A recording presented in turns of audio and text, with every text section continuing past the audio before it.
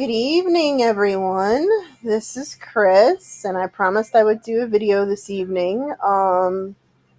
First and foremost, I want to say thank you for coming to my channel.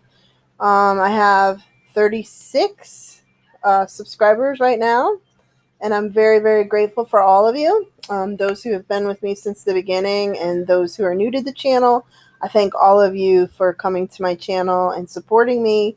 And I am especially appreciative of all those who have commented, who understand a lot of my very emotional videos about being an empath, a sensitive, a medium, and my PTSD, which I'm very, very, very honest about. And I do a lot of videos that are extremely real. So some of it's very emotional for me to look back on, and others I'm very proud of myself, and then others I'm embarrassed because, I don't always do videos where I'm, makeup and hair is done, and that's just because this is the real me, and I don't want to, a lot of people wear makeup every day, and they don't want you to see them without makeup, and that's great. I'm just one of those people, I just kind of fly by night and just decide on what I'm going to do. So first and foremost, thank you everyone who's a subscriber, who has subscribed, and who has been going through my videos and hitting like and sharing my channel. I am so very appreciative. I'm going to sit up because I think the lighting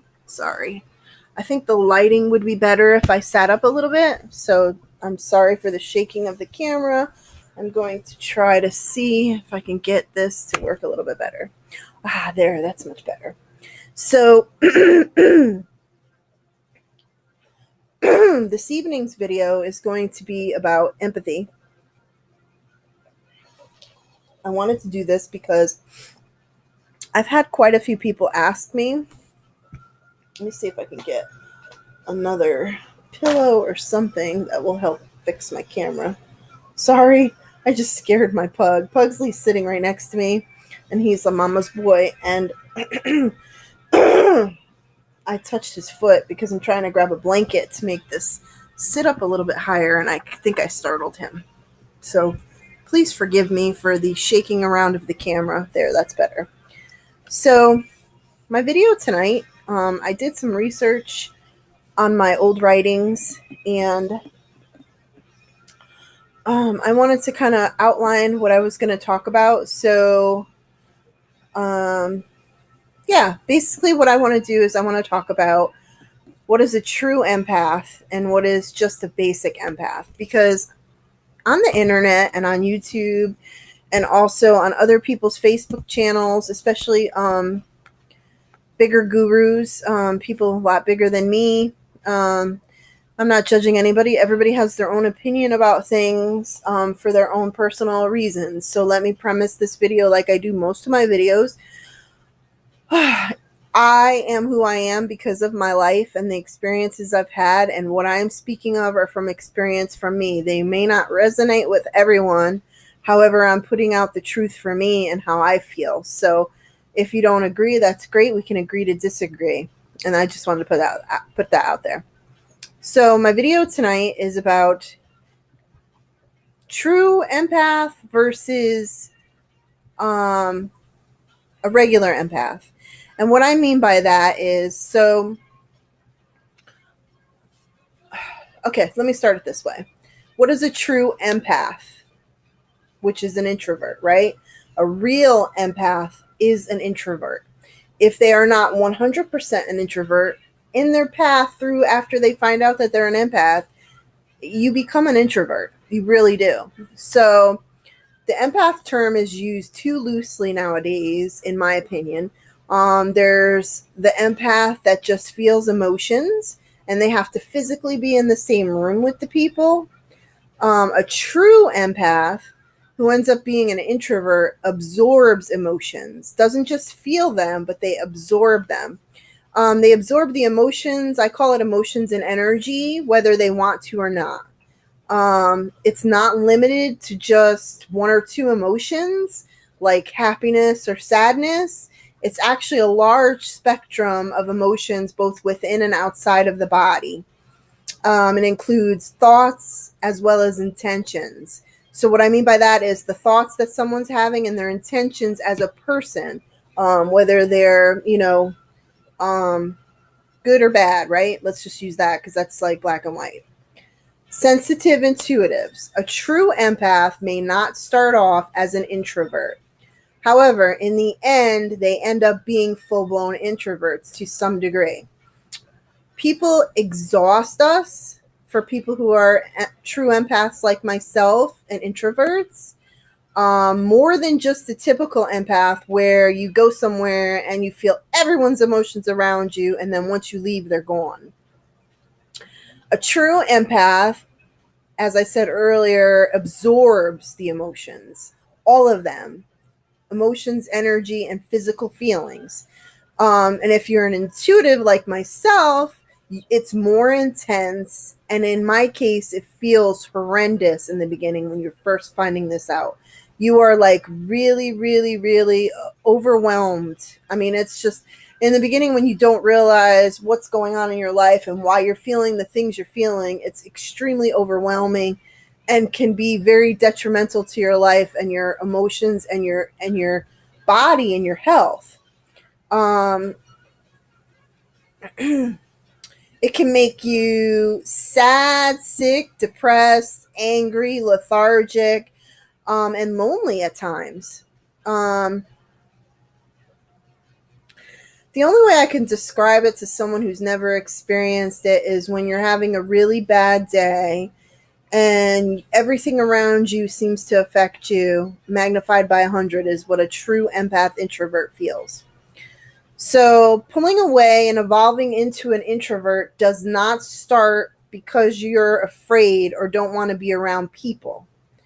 When you're bombarded by all the emotions, people's thoughts, as well as their intents, which is what their true self is. So, what I mean by that is if they're truly a sociopath, or if they're truly a passive aggressive, or if they're truly a narcissist, a true empath, sensitive, like myself, introvert is going to know that. You're not going to understand it in the beginning. You're going to not understand why you're feeling that way. But eventually, when you go through your path, you'll figure it out. Um, Especially nowadays when there's so many toxic, negative people around.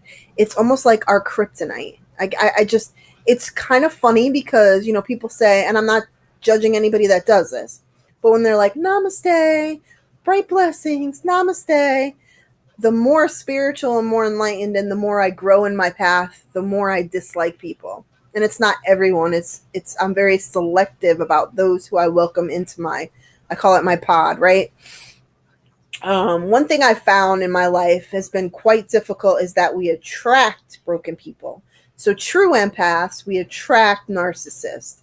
They're people who end up being passive aggressive, narcissistic, toxic, and sociopaths. Very self-absorbed, very selfish. I mean, just because we have that syndrome as a true empath of wanting to heal the little baby bird, right? We want to help the baby bird, and in ourselves, we end up losing ourselves. So it ends up being really confusing for a true empath. And if I had to explain it to anybody, when you don't know why you're feeling this way, you start to think it's you. So many people in the world, I'm sure, are taking medication when it's really not them. They're really a true empath and just don't realize it.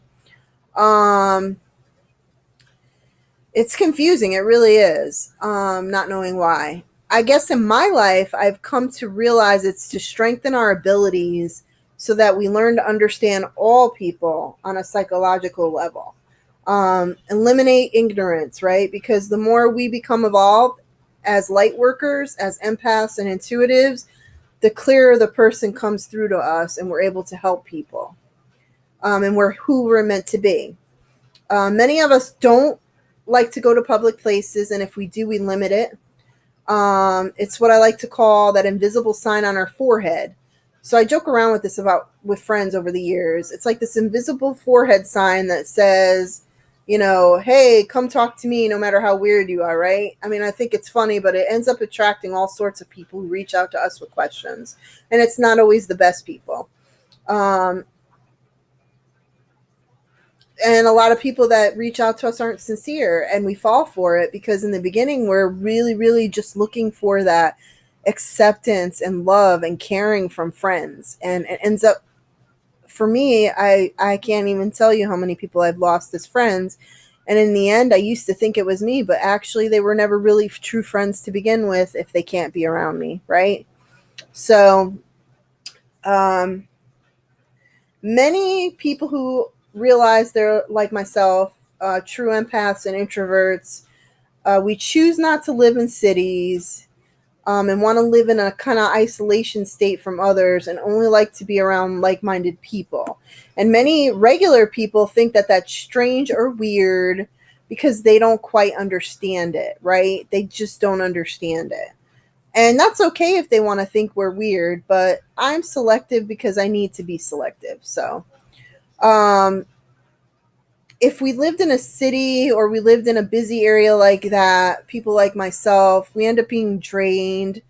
Um, in a highly populated area, we end up being drained, and it would make life sort of unbearable. I mean, some people who live in those situations end up staying in the house all the time on the computer and, stepping out of reality, right? I think that's where many people end up with depression and other psychological and physical ailments. I really truly do. Not everybody, but majority. I would say in my experience in my life, 95% of us are true empaths. 95% of us who are true empaths are highly sensitive. And if you're not yet, as you learn and grow on this path, you're going to come to be comfortable in your skin. You're going to be able to sit and say to yourself, you know what, I'm a good person. And just because I can't be around people in public and I have to be selective about my friends, and sometimes that does make you lonely in the beginning, you're going to be okay with it at some point, like I am today, where I'm selective of who my friends are. And I'm so happy that I reached out and embraced my gifts and my abilities and didn't look at them as a negative thing, that I actually learned to love myself. I got to know who I am as Chris, me. I embraced my little self, little Chrissy, my child self who was abused and really, really is the reason why I have PTSD. I embraced her pain as well and her scars. I'm still embracing it and still learning through it. And once you get comfortable in your skin and you love yourself, loneliness is just a social term because, people want to think you're weird if you're okay with being by yourself. And what I mean by that is I'm sure there's plenty of people that I know at work or around here that think I'm strange because when I don't work 9 to 5, Monday through Friday at my job, I love being home at my house with my dogs. It's me and Pugsley and Wednesday and my fish, and I am extremely happy.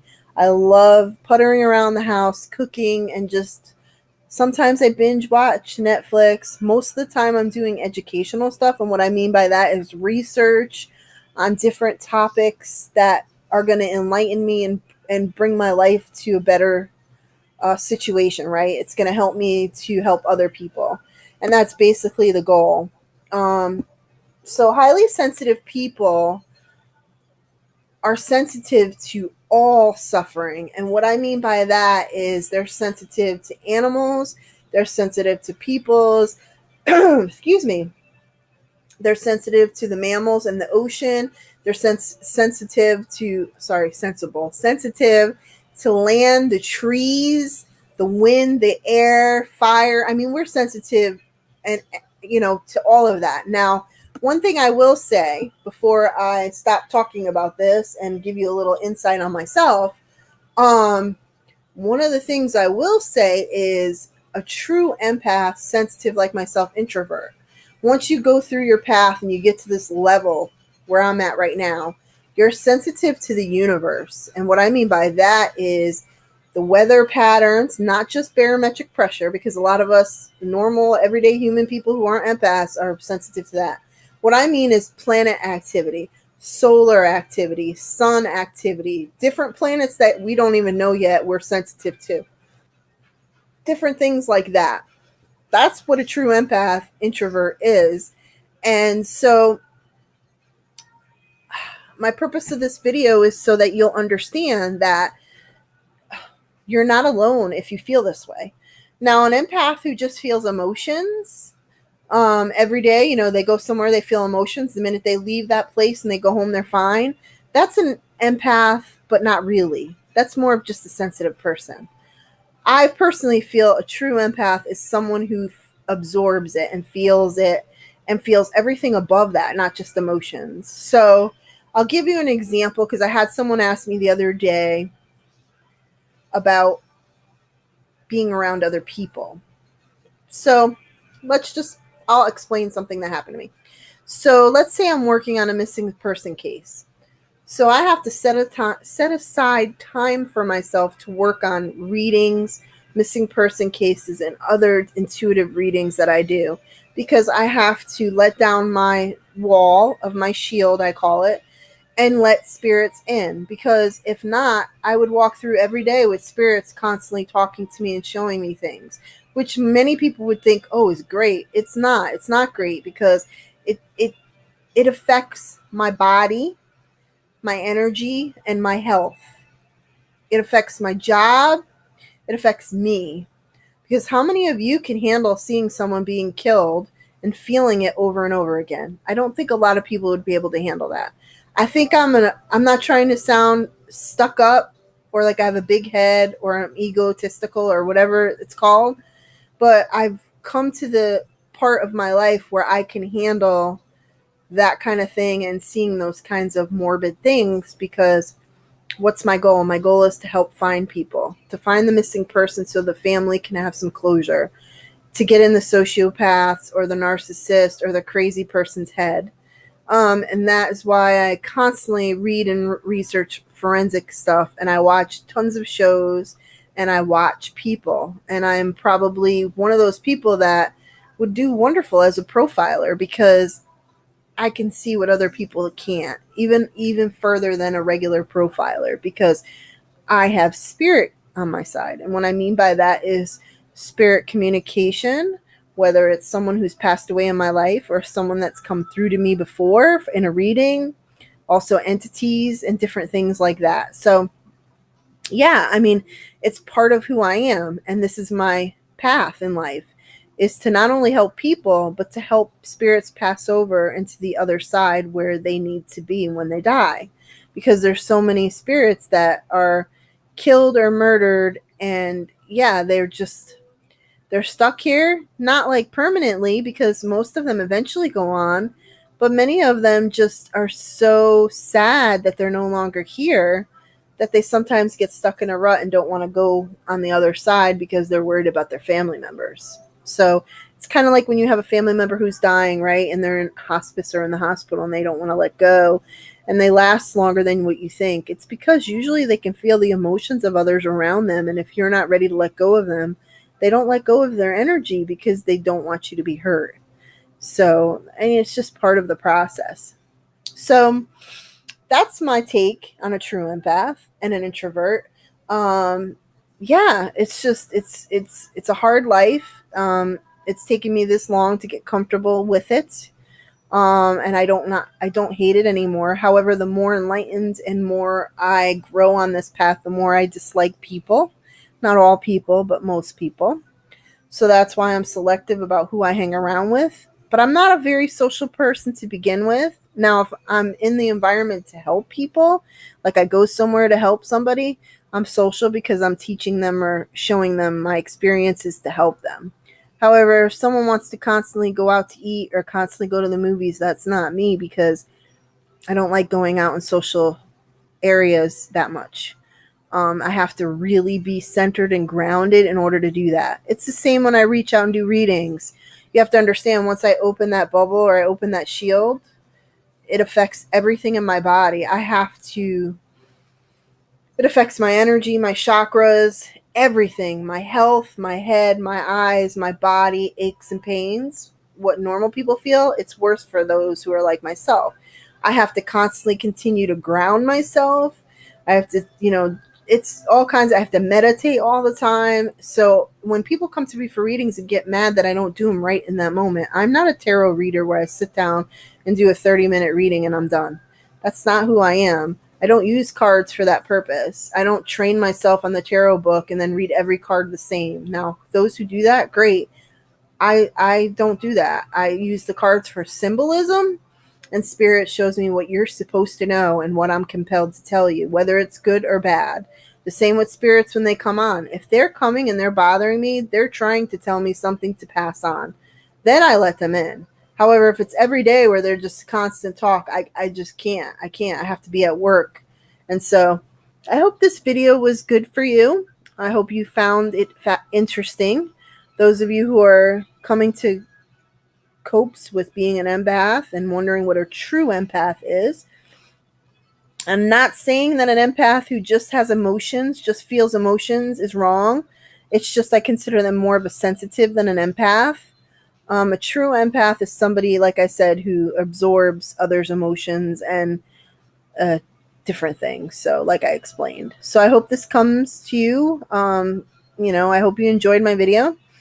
Now I want to talk about, I'm going to be doing, I guess because I got a few comments, I'm going to be doing some videos in a series called Urban Legends. So the first one I'm going to discuss is Urban Legends in Connecticut, where I'm from. So I'm going to talk about a few of those. I'm already researching one of them that I knew a lot about as a kid, but I want to refamiliarize myself with some of the information out there. So anybody who's interested in learning about urban legends, if you have one that you want me to discuss on here or you want to know more about, please comment below. But yeah, I'm going to be talking about, since Halloween is almost here, and I do consider myself a witch, and I know a lot of people don't like that, but it's not a witch like on the TV or commercials or in movies. A witch is someone who's of nature. It's not someone who's going to put a spell on you and kill you. It's not someone who